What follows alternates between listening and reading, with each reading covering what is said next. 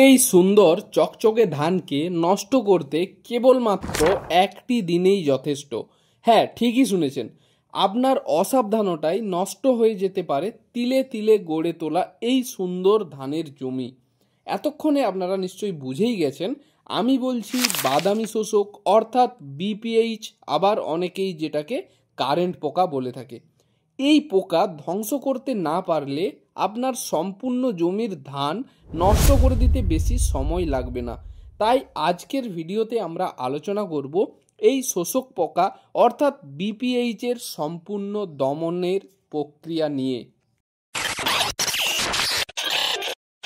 বর্তমান সময় অক্টোবর মাস, আর এই মাস থেকেই শুরু হয় এই শোষক পোকার আক্রমণ। এই সময়ের ওয়েদার বৃষ্টি বিদায় নেব এবং শীতের আগমন শুরু হতে চলেছে। তাই অক্টোবর ও নভেম্বর মাসে এই পোকার উৎপাত চরম পর্যায়ে পৌঁছায়।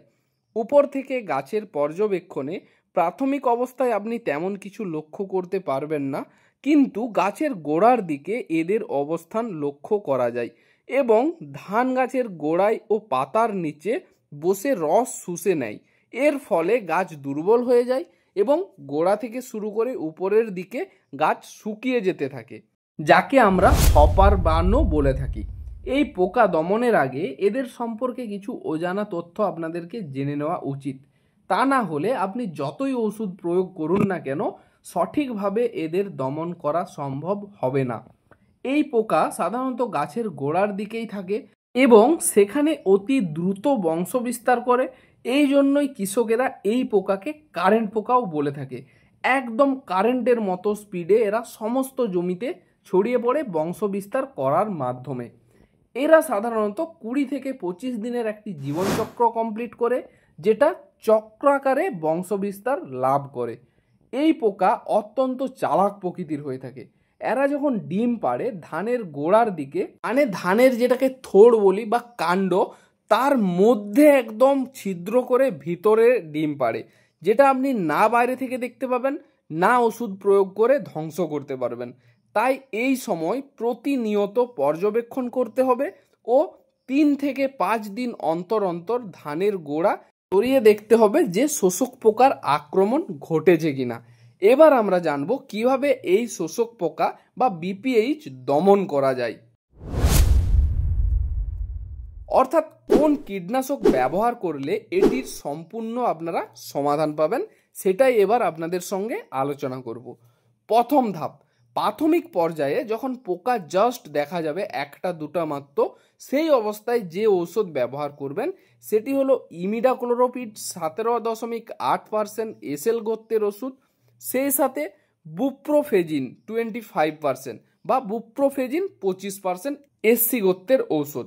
এবার আপনারা জানতে চাইবেন যে ইমিডাক্লোরোপিড যে 17.8% এই গোত্রের কোন ঔষধ আমরা বাজারে পাবো। এই গোত্রের সব থেকে ভালো যে সমস্ত ওষুধগুলো পাওয়া যায় সেটা হলো টাটা মিডিয়া, তাছাড়া কনফিডার। এই দুটো ওষুধ বাজারে সর্বোচ্চ পাওয়া যায় এবং অন্য যে কোনো ওষুধও আপনি ব্যবহার করতে পারেন, শুধুমাত্র কম্পোজিশনটা মিলিয়ে নেবেন। আর যে আরেকটি ওষুধের কথা বললাম বুপ্রোফেজিন 25%, এই গোত্রের ওষুধও বেশ কিছু মার্কেটে পাওয়া যায়, যেমন অ্যাবলাউড নামে পাওয়া যায়, বিপিমেন নামে পাওয়া যায়, এই সমস্ত নামে পাওয়া যায়। তাছাড়া আদার্স আপনারা এই গোত্রের মানে এই কম্পোজিশন দেখে যে কোনো ওষুধই ব্যবহার করতে পারেন। এবার জানবো আমরা মাত্রা বা প্রয়োগ মাত্রা কি পরিমাণে ব্যবহার করবেন। প্রতি লিটার জলে 1 ml হিসাবে আপনারা ব্যবহার করতে পারেন। সকালে বা বিকেলে যে কোনো টাইম যখন ওয়েদারটা একটু নর্মাল থাকে সেই অবস্থায় ব্যবহার করলেই ভালো কাজ হবে। এবার আমরা জানবো দ্বিতীয় ধাপ, যখন ধান গাছে মাঝারি আক্রমণ ঘটে এই অবস্থায় আপনাকে যে গোত্রের ঔষধ ব্যবহার করতে হবে সেটা হলো পাইমেট্রোজিন 50%। এই গোত্রের যদি ওষুধের কথা বলি আমরা, তাহলে মেটাপ্রো পাওয়া যায় মার্কেটে, তাছাড়া চিজ নামে এই দুটো ওষুধ বাজারে পাওয়া যায়। এই স্টেজে মানে এই দ্বিতীয় অবস্থায় যখন ধানে মাঝারি আক্রমণ ঘটবে, এই ওষুধটা ছাড়াও আরও দুটো কম্পোজিশনের ওষুধ বলে রাখছি যেটাও আপনারা ব্যবহার করতে পারেন, সেটা হলো বুপ্রোফেজিন তার সাথে ইমিডাক্লোরোপিড। এই দুটো গোত্রের ওষুধ একসাথে ব্যবহার করলে ভালো রেজাল্ট হবে, যেটা আমি আগেই নামগুলো বলেছি কোন কোন ঔষধ ব্যবহার করবেন। তো এদেরও প্রয়োগ মাত্রার যদি কথা বলি, এই অবস্থায় ঔষধের ডোজ একটু বাড়াতে হবে। প্রতি লিটার জলে 3 থেকে 4 ml হিসাবে ব্যবহার করুন এবং প্রথম স্প্রে করার 7 থেকে 10 দিন পর আবার পুনরায় স্প্রে করুন। এরপর তৃতীয় ধাপ সম্পর্কে আমরা জানব। যখন মারাত্মক আক্রমণ ঘটে, এই অবস্থায় যে সমস্ত ঔষধগুলো ব্যবহার করবেন সেটা হলো ডাইনেটোফুরান 20% SC।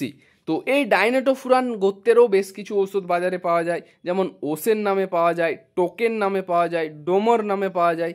তো এই ঔষধটা আপনারা প্রতি লিটার জলে 2 থেকে 3 গ্রাম হিসেবে যদি ব্যবহার করেন তাহলে খুব সহজে এই পোকাকে আপনারা দমন করতে পারবেন।